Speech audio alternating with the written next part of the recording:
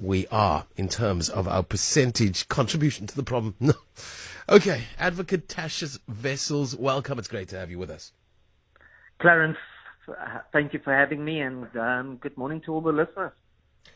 I've given the details. Job losses for 23-24 financial years recorded by the Commission for Conciliation, Mediation and Arbitration reported that out of 34,428 employees who were likely to be retrenched, 14,800 jobs were saved through interventions. How did that come about? So I think what's important for us to know and understand is that as soon as businesses start contemplating or thinking about the possibility of retrenchment, there's an obligation on them to engage not only with labor, but also the employees themselves that are likely to be affected.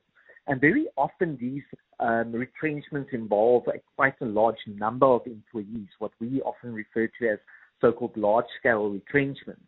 And what happens is that the Labour Relations Act itself makes provisions for what we call a CCMA facilitated process, whereby a commissioner from the offices of the CCMA then gets appointed and kind of assists the parties in trying to look at measures to avoid retrenchments or to mitigate the number of people that may possibly be retrenched. And it's through those interventions that the CCMA is then able to assist the parties in reaching consensus on measures that ultimately ends up in saving jobs. Okay, right. So maybe it is a give and take kind of thing on both sides, is it? Yeah, I mean, the unfortunate reality is when we look at many of the retrenchments that have been going on over the last couple of months, it's very seldom that you find a process where you are able to completely avoid retrenchments. However, through engagements and constructive engagements with all stakeholders, people are often able to come up with ideas or solutions that could aid in just minimizing the number of people that lose their jobs. Okay. I think about people agreeing to salary reductions, people agreeing to alternative positions, the implementation of short time or shift work. It does have an adverse effect because obviously people's earnings are adversely affected, but ultimately people still remain employed, which is the main objective of this process. Okay, now from your vantage point, and Tertius Wessels is a managing director at Strata-g Labour Solutions. From your vantage point, you are seeing a lot of retrenchments. You have seen a lot of retrenchments in the past 2 financial years. In what sectors did you see it? Yeah, so I mean, if I look back over the past couple of months, we've seen a number of retrenchments, especially in your mining industries. There was coal mining, chrome mining. More recently, we've also seen that ArcelorMittal itself has embarked on a retrenchment consultation process, and we've even seen some online retailers in South Africa informing their employees that they plan to cut the staff headcount. Okay. Now, are there any labour law rights that can maybe help employees, especially, to prevent retrenchment? Yeah, I think, we have 2 very critical pieces of legislation. It's the Labour Relations Act and specifically Section 189 and 189A that really governs how this process works. And what is important for employees to understand is that when an employer informs the employees that they are contemplating possible retrenchments, that doesn't mean that a final decision has been made.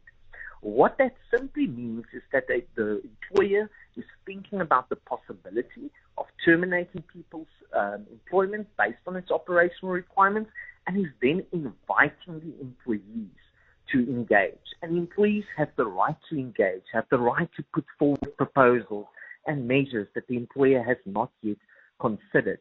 In certain instances, the employer needs to consult for a specific period of time.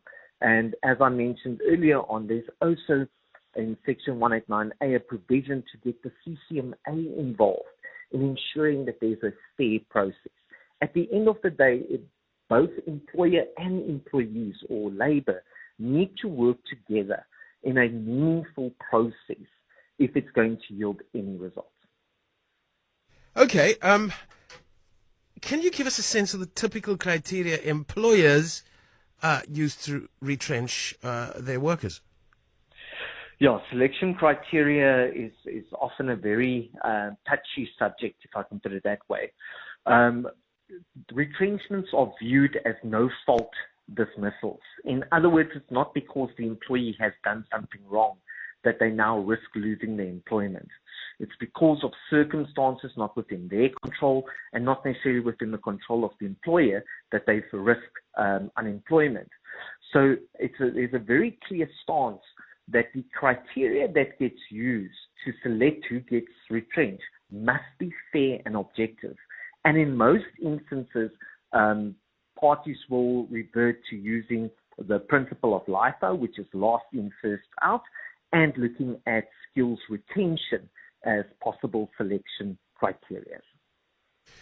Yeah, just in terms of the kind of energy out there, and I know it's been a tough couple of years. We've felt that in very many ways, inflation out of hand, post-COVID woes. How's the outlook improving? I just get a sense that the sentiment is improving, and often the reality flows with the sentiment. Yeah, so, I mean, sentiments are improving. I do still think that there are some sectors that do still have a difficult couple of months ahead of them.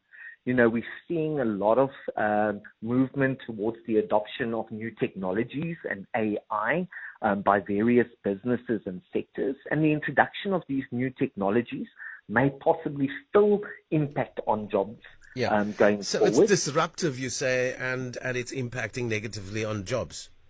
That's correct. Because with the introduction of new technologies, I might not need as many people as I used to. Sure. And there's also, you know, we can't hide the fact that we've seen a massive surge of Chinese motor vehicle brands coming into South Africa, which is also placing a lot of pressure on other brands within the motor industry. Yeah. And manufacturing brands in the country, especially, and then brick and mortar as well. You know, it's not necessary to have a brick and mortar shopfront these days any longer, and all of that comes to bear on the warm-blooded people that you would historically require for that purpose. 100%. So there's no denying that various sectors are still likely to be impacted, and we can only hope that things will improve and that other sectors that are thriving currently would be able to assist in creating more jobs so that we can see an improvement in our unemployment.